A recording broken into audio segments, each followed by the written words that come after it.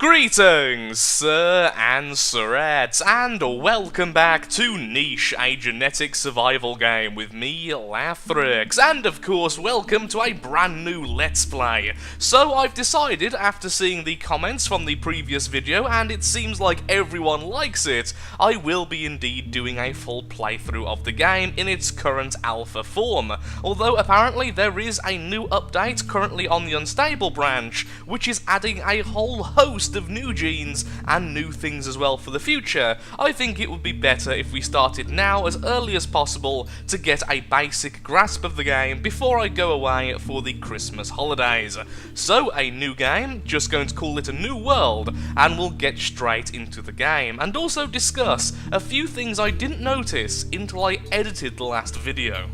Here we are then in a brand new world with Adam and Eve. So the first thing I noticed when I was editing, and I noticed this pretty quickly and was amazed I didn't notice whilst playing, is that genes seem to have a dominance hierarchy, with the ones at the very bottom being completely recessive and always needing a double to be expressed. A good example would be with eye colour. Right now we have Eve, who has double brown eyes, and Adam, who has double black eyes, which means all of the children are going to be both black and brown gene positive, but all of the children will be black-eyed because the black eye gene is more dominant than the brown eye. That's not to say the brown is recessive, because there might be another gene for a different eye colour which is weaker than it, or perhaps there's another gene which could be co-dominant and result in a brand new effect. I don't really know what types of colours mix with other colours, it's not really something I've had interest with in the past,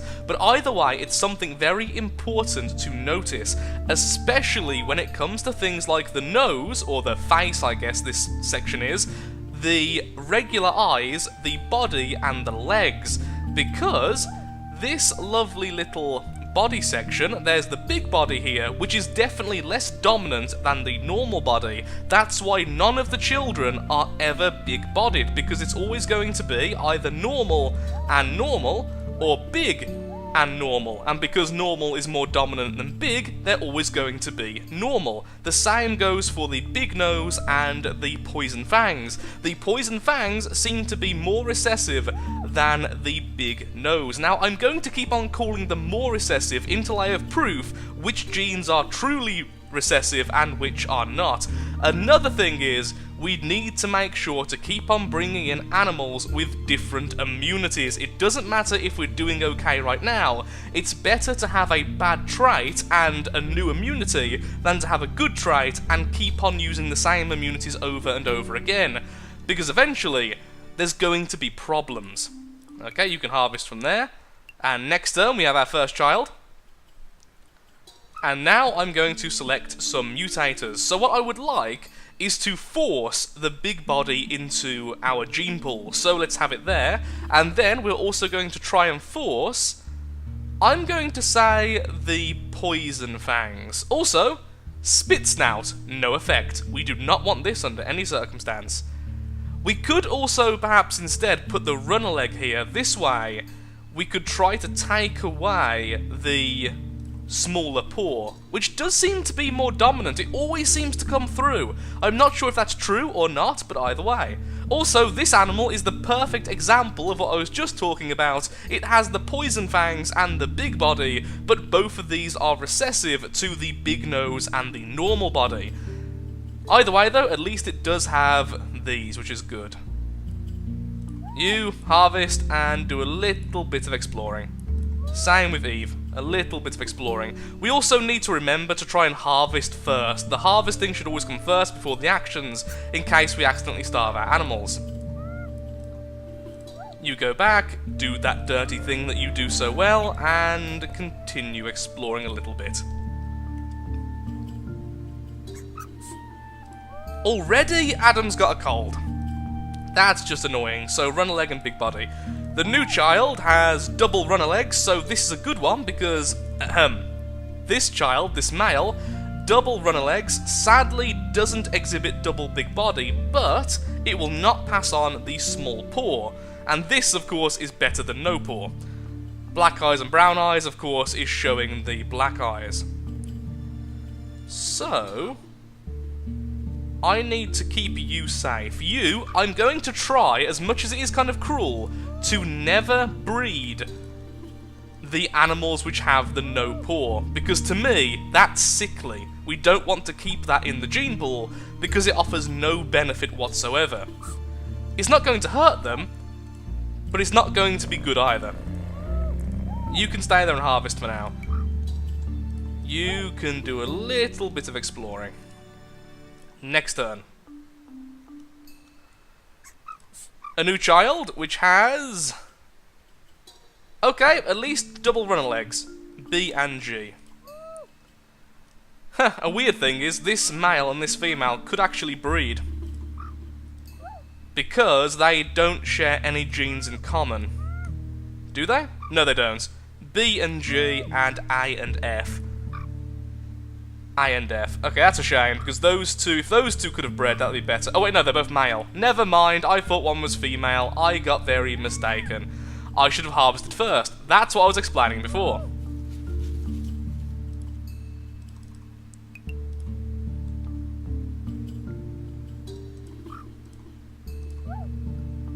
Harvest first, if possible. Thank you. And you will grab those two. You go over, do the dirty. So yeah, we want this one to breed. So what I need to find then is a new nesting ground and perhaps a new female, which isn't of this lineage. New child, sadly bringing in the no paw, but she does, so he does have the double big body. But I feel like the no paw is definitely the worst there. So much so, I don't think I want to breed it, even though it does have the big body trait, which I do want.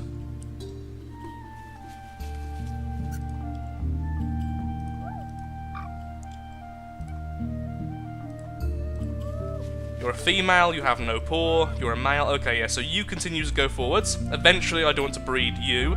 I also want to breed you, so you can go this way towards that nesting ground. There's no need to keep them so clustered. The only ones I'm going to keep clustered around the original parents are going to be the ones I don't want to breed with. So this young male and this adult female are going to be here to protect this group and nothing else. That's all they're there for. Oh dear. I am actually going to move back here because I don't want Adam to take any damage. I'm going to use these two to actually protect the group. Oh.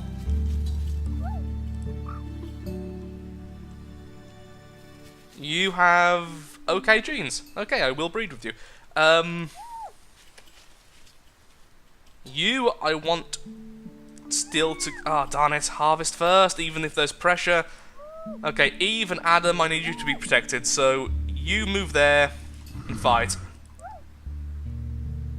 The sad thing is, Adam is actually the better fighter here. Because he has venom. So I am going to risk him. There we are. Took some damage from starving, but really damaged the enemy carnivore. There's its health. Don't attack Adam, don't... oh, not Eve. Eve can harvest, the child can... the child could actually fight right now, but I wanted to move away because obviously I want to breed again. Enemy is dead, we can feed from it. Excellent. And the male continues to the new nest. Which one of you did I want to breed with? This one. Even though you don't have the big body at all. Yes, you are female. Darn it, you have no paw. Why do you have no paw, you dum-dum? B and C. Oh, you're not actually a good candidate anyway. Okay, you're going to be the guardian for that male.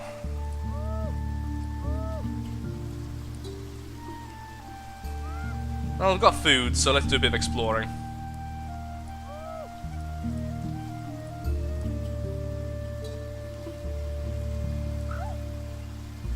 B and C.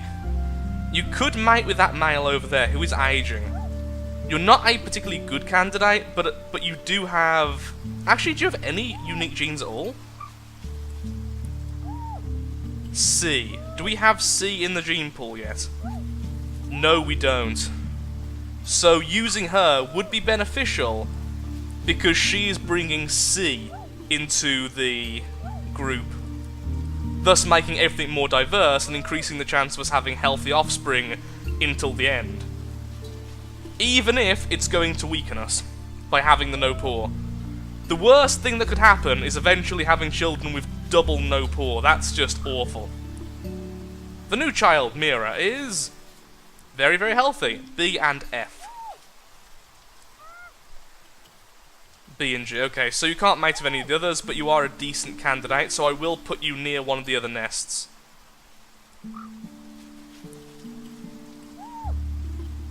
Can anyone else harvest? I'm kind of out of food here. Nope, next turn then.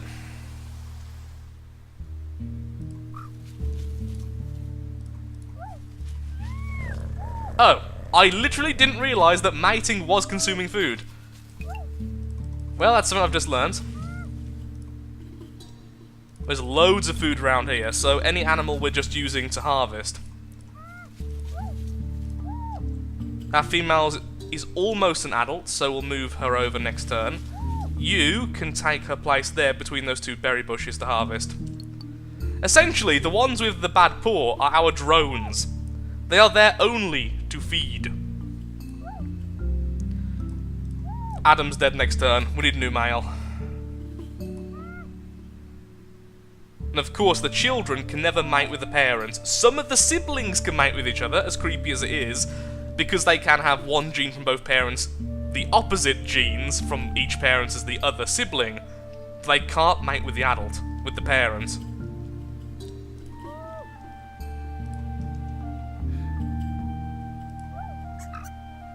New child.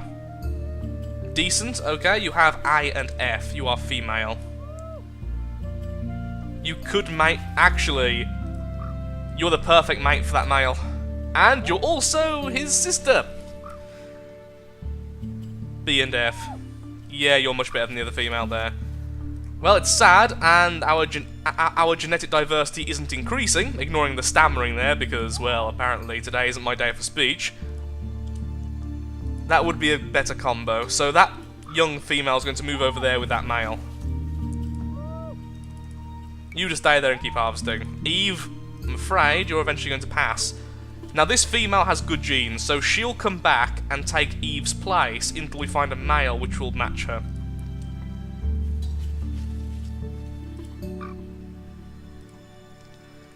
On the upside, double runner legs mean you can move really, really far, really, really quickly. Thank you, drones! Actually, one of the drones should move over here with all the food. That's better. That's better. Well, Eve, I'm afraid there's no one for you to mate with anymore, so you're now on the explore duty like all the others.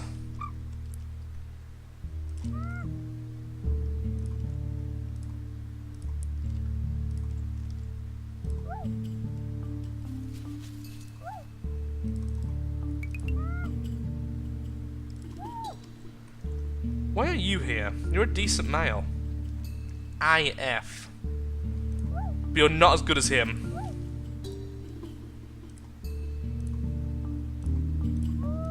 Okay, she's now pregnant, the first child of that little group.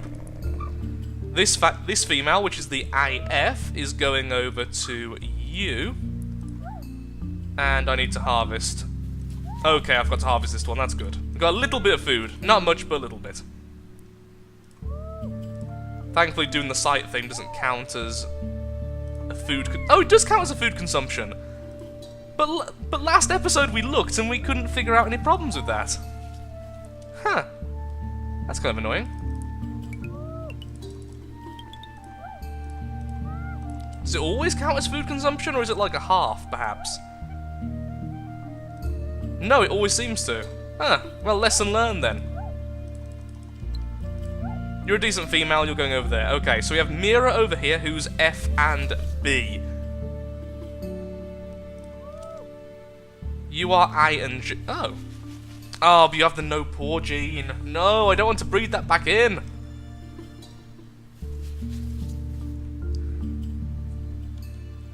Okay, you're B and F. You are I and F. So there's a chance one of these two gene sections can breed together and breed a child, which will be okay for that one. This gets so confusing when you're trying to micromanage.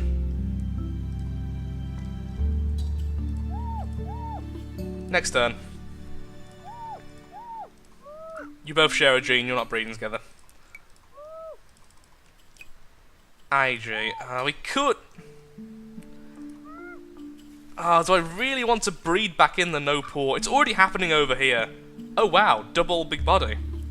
B and F. Exactly the same as her.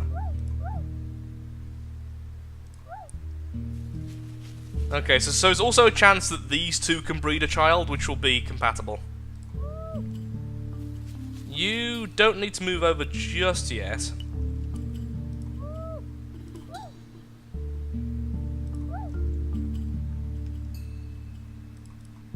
Okay, next turn.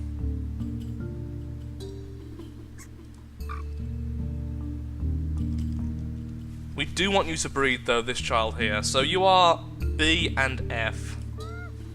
Exactly the same. Okay, so... we could try and kill this rabbit. Aha! Food! Okay, now you move over, because next turn you can breed. You two breed this turn, and then you can harvest. IF. Who's better, you or you? You're better, okay. No need to swap the two males. New child with an adorable little tuft of hair. B and F, you are male. I and F can't mate with that.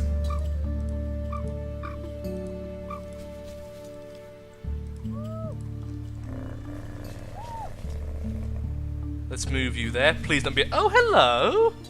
You're not a predator, you're adorable. Ooh, you are bringing in a brand new immunity, and you have double ram, and you have the berry paw. Wonderful, we found a really good male. You move over there, because you're obviously pregnant. You are C and I, so anyone who doesn't have the I gene. Or the C gene. Okay, this male needs to go with this female.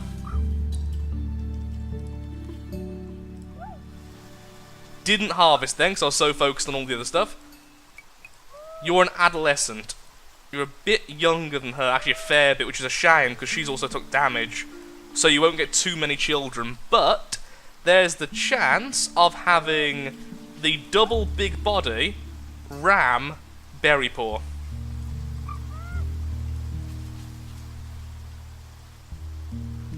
Oh wow, hello, you're pretty. Perfectly healthy, I and B, female. Okay, this is good. We actually have a fair bit of diversity currently. Over here we have C, B, and F. No, C, B, I, and F, so a lot of variety over here. Over here, we're going to have B, F, C, I.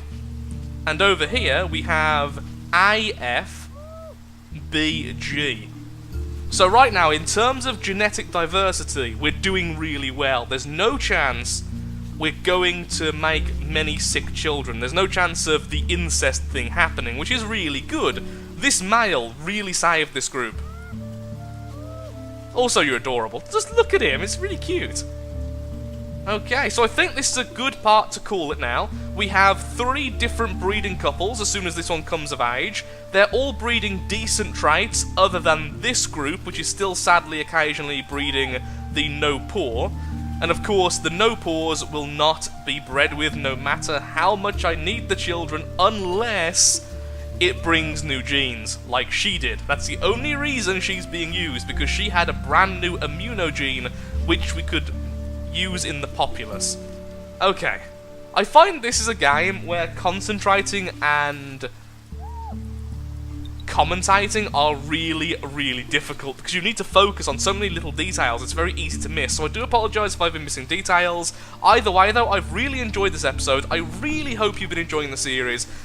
and I will be carrying on with our little clan. So, thank you so much for watching. If you have enjoyed, then of course, likes, favourites, shares, comments, all that good stuff helps out me, helps out the channel, and most importantly, shows that Niche, a genetic survival game, is a series you would like to see continued in the future.